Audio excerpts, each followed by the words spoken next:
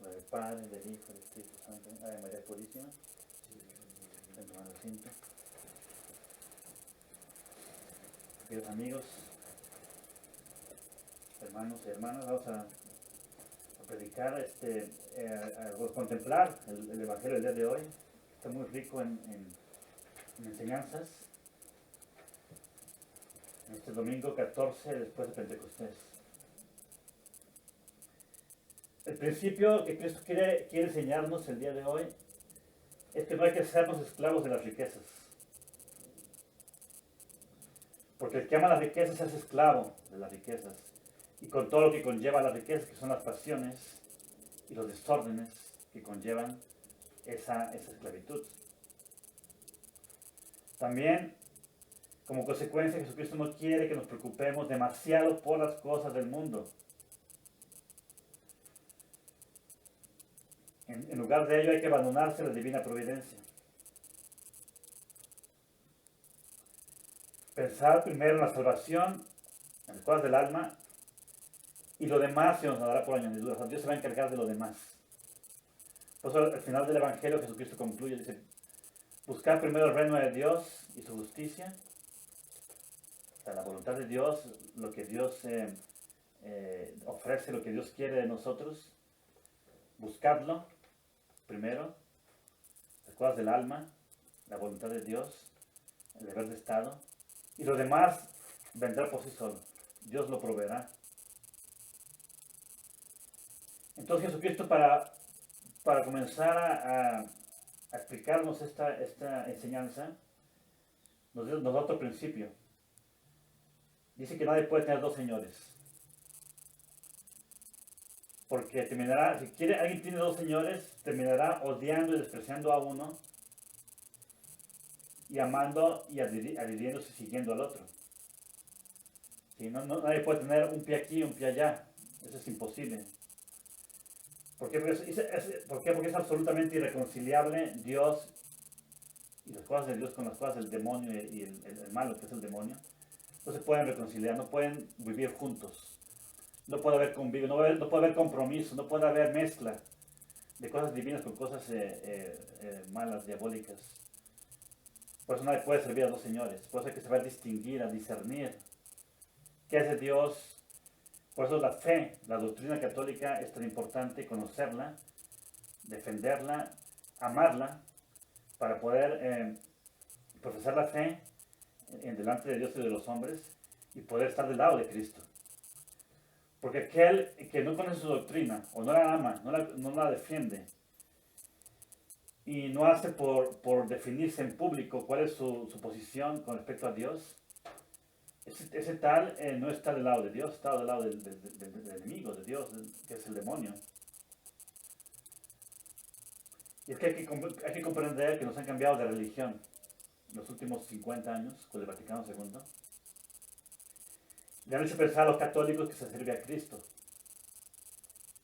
cuando en realidad cambiaron la religión católica a tal magnitud, de manera sustancial, que la gente sin conocerlo, sin saberlo, empiezan a servir y ya han estado sirviendo al enemigo sin percatarse. Y no es ignorancia invencible, no es sin culpa, porque la gente no conoce su doctrina, no conoce el magisterio, no conoce la tradición católica. Hay ignorancia culpable a cierto grado, unos más culpables que otros, como los sacerdotes, los obispos y el papa son más culpables de todos, porque ellos son los que tienen que enseñar en justicia la doctrina católica que siempre Cristo enseñó. Pero todos tienen algún grado de culpabilidad, porque estamos obligados a amar a Cristo, a su reino, a su justicia, su ley, y conocerla para poder amarla y practicarla. Entonces aquí hay una cuestión que es cuestión de fe, que es lo que causa que mucha gente pierda la fe y pierda la confianza en Dios y no practique su religión y prefiera el mundo, prefiera el señor de este mundo que es el demonio a Dios.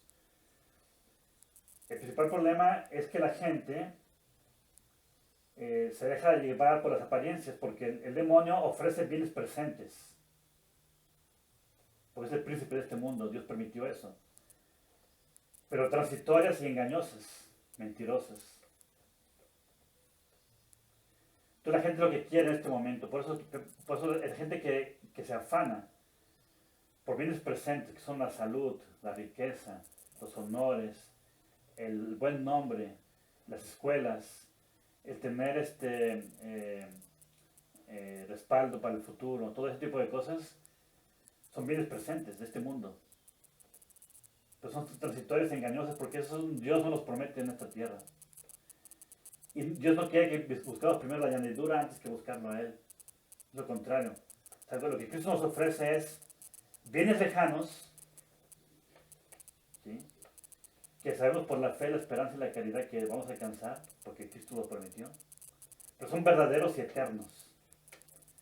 Entonces, mientras tanto, mientras no los tenemos, mientras no hay consolaciones para nosotros en este mundo, uno tiene que por la fe y la esperanza confiar en que Cristo no puede engañarse ni engañarnos y esperar. Aunque en esta vida no tengamos ningún tipo de desahogo temporal o de comodidad temporal, no importa. Porque lo que Cristo nos promete es eterno, es verdadero. Estamos pisando sobre tierra firme. Si lo seguimos a Él, aunque suframos, llegaremos al cielo. Pero aquellos que prefieren este mundo, los bienes de este mundo, y no siguen a Dios, van a tener algo engañoso, algo mentiroso, algo transitorio, algo que no es eterno, que se va a acabar, y van a perder a Jesús, van a perder a Dios, por no haber escogido a Dios y su doctrina y su fe y su amor, su providencia. Prefirieron las cosas de este mundo. Entonces, ¿por qué? Porque Dios no quiere un corazón dividido. O sea, Dios no quiere corazones dobles. Por eso la simplicidad que enseña San Benito es tan importante. Porque uno tiene que estar todo el tiempo purificando su intención, diciéndole a Dios, Dios mío, lo hago por ti. Estoy aquí por ti. Sufro por ti. Acepto la cruz por ti.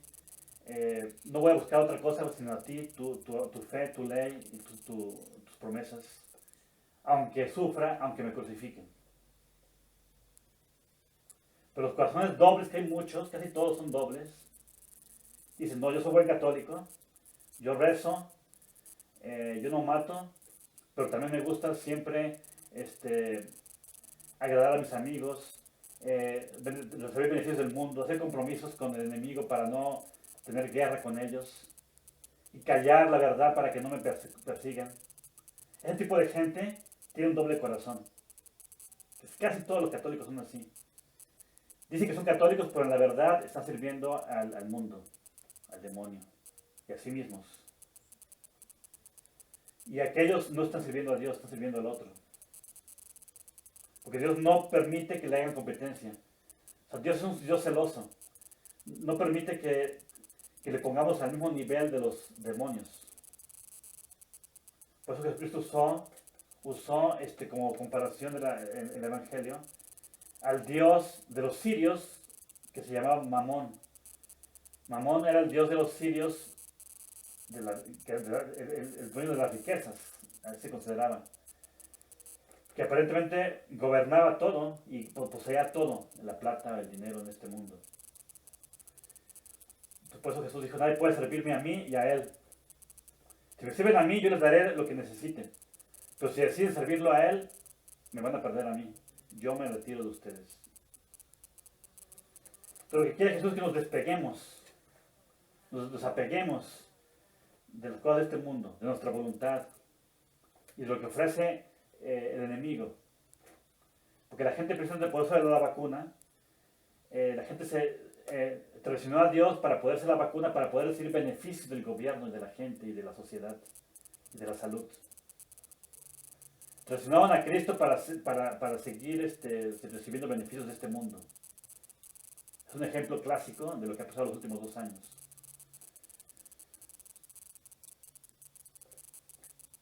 Entonces, ¿qué pasa? Las riquezas, como alimentan las pasiones, el que sirve las riquezas automáticamente se hace esclavo de las pasiones. Y como las riquezas alimentan las pasiones, mientras no se despegue las riquezas, no va a poder despegarse de las pasiones. como la avaricia, la lujuria, la glotonería, la embriaguez, los pecados que menciona San Pablo en la epístola de hoy, que son pecados mortales. Por eso dice San Pablo, el que haga todo esto no piense que llegará no, heredará la vida eterna. Significa que son pecados mortales. Lo que es la embriaguez, la lujuria, la idolatría, el ser cobardes, la hechicería. Menciona todos esos pecados San Pablo el día de hoy en la epístola. Porque la gente que busca las cosas de este mundo se hace esclavo del mundo, de las riquezas, del demonio últimamente. Por eso es que hay que desapegarse de las riquezas. Por eso el voto de pobreza de los benedictinos, de los religiosos. Porque el voto de pobreza significa eso. Que uno vive de la providencia y de lo que Dios nos dé. Y a veces hay que sufrir las necesidades. Como por ejemplo ayer los hermanos no comieron. Fue una necesidad grave. Pero Dios lo permitió de esa manera. Para que sepan lo que vamos a ver 7 motivos por el cual Dios permite que uno sufra necesidad. Pero es parte de la pobreza que Dios quiere que practiquemos. No todo lo que necesitemos lo podemos tener o lo podemos exigir como que nos corresponde, ¿no? Las riquezas, el dinero, la plata en este mundo solamente ayuda a aquellos que practican la caridad. Los que usan de la plata para caridad, para ayudar a los demás. ¿Por qué? Porque esas obras de caridad hacen que ellos, las personas que hacen eso, acumulen riquezas en el cielo. Que van a ser eternos esos méritos, esas riquezas que están acumuladas, esos réditos, esos intereses, el pago que Dios va a dar en el cielo es eterno. Pues la única manera de hacerse, de usar la plata bien es por caridad, en caridad, totalmente desprendidos.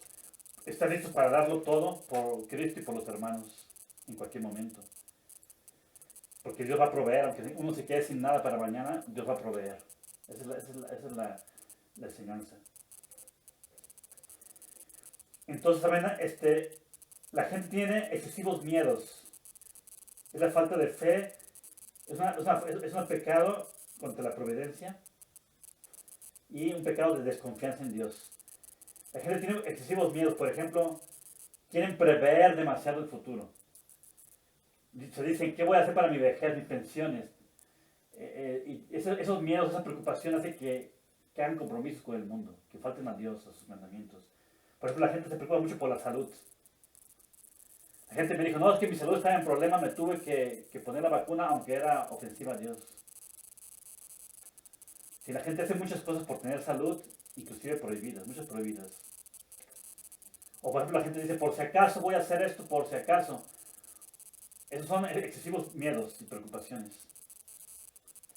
Eso lo hacemos en la vida religiosa, es un principio de oro para saber si estamos en pobreza o no. Cuando decimos, voy a tener esto en mi celda, por si acaso, por si lo necesito, por si se ofrece, es un pecado contra la pobreza. ¿Sí? Porque es un piensa en el futuro, algo que a lo mejor voy a necesitar en el futuro. Es un pecado contra la pobreza. La pobreza tiene que enfocarse en el presente. En este momento necesito esto, lo pido. Y si no me lo dan, lo sufro. Y si en el futuro veo que no voy a tener nada, lo pido y lo espero. Ese es el espíritu de la pobreza religiosa. Claro, Dios quiere que usemos la prudencia razonable. O sea, proveer de aquí a unos días, a unas semanas, prever cosas, pero razonablemente, sin miedo, sin preocupaciones, sin afanes. ¿Sí? Esa es la prudencia. Uno sabe que tiene que hacer ciertas cosas para que pueda obtener algo de aquí a un futuro próximo. Pero eso es razonable. El miedo es irracionable. El miedo es cuando algo infundado, que no está en mis manos hacerlo, y que es demasiado lejos, demasiado futuro, eso depende de Dios, no de mí. Eso hay que dejárselo a Dios. Eso es entra el límite entre lo razonable y lo irrazonable. Entre la prudencia y lo que es el pecado contra la pobreza. Entonces Jesucristo nos da 6 razones para confiar en Él. en este evangelio. Primero dice, el principio de que el que puede lo más, puede lo menos. Si Él nos creó, nos dio el alma, nos redimió, por lo tanto Él puede preservar nuestra vida. Claro. Y eso es lo más grande, que es crearnos y redimirnos. Ahora que necesitemos comida, alimento y vestido, por supuesto que nos lo va a dar. Por supuesto. Segundo motivo, dice, si yo lo hago con las aves del cielo, ellas no trabajan y comen todos los días y no se mueren de hambre. ¿Cuánto más ustedes, mis hijos? No les va a faltar nada. Tercera, dice, la preocupación irrazonable es ofensiva a Dios, es pecado y es inútil. Por eso Jesús pone el ejemplo de que quién puede añadir 1 centímetro a su estatura. Pues preocuparme porque soy muy chaparro, muy alto, y querer un centímetro más de altura es inútil, porque no me va a ayudar. Esa preocupación no me va a ayudar a ser más alto o más chaparro. Entonces, esa preocupación es inútil. Por ejemplo, nosotros no podemos prolongar nuestra vida 1 minuto. Dios ya tiene el segundo y el minuto que vamos a morir. Dios ya sabe. Por ejemplo, Dios ya sabe si nuestra salud va a estar bien o mal. No podemos mejorarla más de lo que Dios quiere o más de lo que Dios permita. Pues es un afán exagerado, un miedo exagerado a lo que la gente tuvo este 2020, 2021. Porque lo que pasó era como una gripa, un poquito más grave de una gripa. Claro, la gente estuvo en cama, pero no era para preocuparse y tomar medidas como las que tomaron, ¿no? Fue un pecado contra la confianza contra Dios. Cuarto motivo de Cristo. Se va, dice, si yo puedo hacer todo eso, va a un ejemplo todavía más simple, al vestido. El vestido es más fácil de conseguir, es más fácil de usar o de tener que la comida. Entonces se va a algo más sencillo para Dios hacer. Dice, si los lirios, los flores del campo se visten tan bellas, que ni siquiera los reyes como Salomón se pudieron vestir tan bello como ellas, ¿cómo yo no los vestiré a ustedes que son mis hijos? Si así he visto a las flores. Y Jesucristo se va a un quinto motivo por el que hay que confiar en Dios. Quinto motivo. Dice, ustedes que tienen la fe católica, se comportan como paganos. Porque eso de preocuparse por el futuro, afanarse por el futuro es de los paganos, de los otros que no tienen la fe, la religión. Es lo que hacen ellos, sí, la gente se afana. Acumulan millones y millones en los bancos, muchas casas y almacenan mucho almacén de comida para muchos años. Es lo que hace la gente pagana, la gente no tiene la fe. Y ustedes hacen lo mismo y peor que ellos, entonces no tienen la fe. Entonces, ¿para qué vine? Entonces, ¿para qué prediqué? Dijo, entonces, ¿para qué existo yo? Como diré Cristo al poner este ejemplo. ¿Para qué existo yo si ustedes están preocupados por qué van a comer mañana? Y el último motivo es que Dios es infinitamente poderoso, sabio y bondadoso. Entonces, preocuparse demasiado es dudar de su omnipotencia, de su sabiduría y de su bondad. Porque Dios puede, sabe y quiere ayudarnos. Entonces, tener mucho afán en preocuparse es ofensivo, muy ofensivo, porque es decir, Dios no puede, o Dios no sabe, o Dios no quiere. Es falso. Entonces, por último, son 7 motivos por los cuales Dios permite que nos privemos, que nos falte lo necesario muchas veces. Grábenselo bien, porque esto es de las cosas más grandes que uno tiene que tener en cuenta porque es para ayudar a la confianza, a la esperanza en Dios. Especialmente para religiosos. Claro, va para todo el mundo. ¿Por qué Dios nos priva a veces de lo necesario? Por ejemplo, ayer que no pudieron comer los hermanos. Son 7 motivos. Primero, para castigarnos. El primer motivo por el cual Dios permite muchas cosas, nos castiga. Dios sabe por qué nos castiga. Por nuestros pecados. O por los pecados de los demás, para expiarlos. Esa es la segunda. Para expiar por el uso indebido de los bienes temporales. ¿Sí? Muchas veces uno abusa de las cosas que uno tiene. Las usa mal o las desperdicia. O las usa solamente para uno sin compartirlas. Eso es abusar de los bienes temporales. Entonces, para expiar ese abuso, Dios permite que le falte a uno lo necesario. Tercer motivo es para castigar el amor a lo superfluo. Porque muchas veces tenemos amor a cosas que no necesitamos, a cosas que son de lujo, cosas que son para mi orgullo, para mi vanidad. Y para expiar, para castigar eso, Dios permite que nos falte lo necesario. Cuarto motivo es para reprimir la avaricia. Todos tenemos, incluso San Benito dice en la regla que todos tienen esa inclinación a querer acumular cosas, querer tener más y más cosas. Por eso San Benito quiere que el superior revise la cama de los monjes, de los religiosos, porque dice que eventualmente esconden cosas debajo de la cama, que no son suyas, o que no se les permitieron, están usando sin permiso. Se filtra ese deseo de tener y a escondidas. Precisamente por esa falta de confianza, de querer yo asegurarme de algo que a lo mejor no voy a tener en el futuro, o que necesito en este momento. Quinto motivo por el cual Dios nos priva de lo necesario es para corregir nuestra ingratitud. Porque muchas veces uno no agradece lo que tiene. Piensa que se lo merece. Uno piensa que lo que tiene uno es su mérito de uno. Entonces Dios para corregir esa ingratitud, porque todo es de Dios y todo es para Dios, nos priva de lo necesario muchas veces, por la ingratitud. La sexta es para practicar la paciencia y otras virtudes, muchas otras virtudes. Son los frutos del Espíritu Santo de la epístola del día de hoy. Que los frutos del Espíritu Santo uno de ellos es paciencia, gozo, caridad, fe, longanimidad, castidad, continencia. Porque Dios quiere que practiquemos virtudes, nos faltan, para poder fructificar las gracias que nos da, especialmente los religiosos. Uno hay que practicar esa paciencia muy seguido, porque nos faltan muchas cosas. Somos pobres por naturaleza, por regla. La regla nos hace pobres. ¿Por qué? Porque si se fijan, uno no tiene muchas cosas que quisiera tener. No se hacen las cosas de acuerdo como uno quisiera hacerlas. No se hacen las cosas al tiempo y en el lugar donde uno le gustaría que se hicieran, o como se hicieran, o donde se hicieran.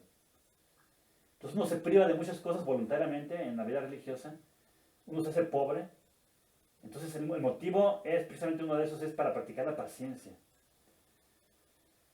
Para practicar la perseverancia, para practicar la longanimidad, para practicar la caridad para con Dios y los hombres, especialmente, como dijimos ayer, para la Santísima Virgen María. Y por último, Dios quiere privarnos de lo necesario muchas veces para que entendamos que los bienes temporales no son nuestros. Los bienes que tenemos no son nuestros y no nos son debidos. No los merecemos. Así como piensa la gente hoy en día, no, yo quiero disfrutar porque yo lo merezco, yo hice mucho. No, ni siquiera eso. No son nuestros y no los merecemos. Somos administradores de los bienes que tenemos. Pues nada de que yo me merezco esto, yo me merezco lo otro, no, eso es orgullo. Si uno merece algo es castigo e infierno. Si uno mereciera algo. Entonces lo que tenemos es realmente, es un regalo de Dios todo, constantemente. Desde el oxígeno hasta la salud, hasta las plantas, los animales, las plantas, las flores, la lluvia, el aire, el fuego, lo que sea. Todos son dones de Dios que no nos merecemos. Entonces Dios, como conclusión, Dios no quiere que codiciemos lo temporal para no esclavizarnos a ello. Y si no nos esclavizamos de lo temporal, los poseeremos, porque Dios los va a proveer. Esa es la paradoja. La manera de poseer la mayor cantidad de riquezas en el mundo es no hacerse esclavo. O sea, no apegarse a las riquezas, o sea, no intentarse las riquezas. Por ejemplo, la gente del campo es así. La gente del campo no busca riquezas, busca el trabajo, busca la honradez, busca la ley de Dios. y poseen todo, porque esto es un paraíso. Vivir aquí es un paraíso en comparación de la ciudad. Entonces Dios les da todo después de que uno busca a Dios y su justicia. Les da todo por añadidura, todo. Poseen todo aquí. Toda la belleza de Dios, la naturaleza y en la espiritualidad está en el campo. Es más fuerte, con más fuerza. En el silencio, en la tranquilidad, fuera del mundo, fuera de las vanidades del mundo, la corrupción. O sea, es un paraíso desde el punto de vista natural y sobrenatural. Por eso es que necesitamos ese espíritu de desapegarnos de las riquezas y de servir a Dios, buscar a Dios, su voluntad y su amor y complacerlo solo a Él. En el Padre, del Hijo y del Espíritu Santo. Amén.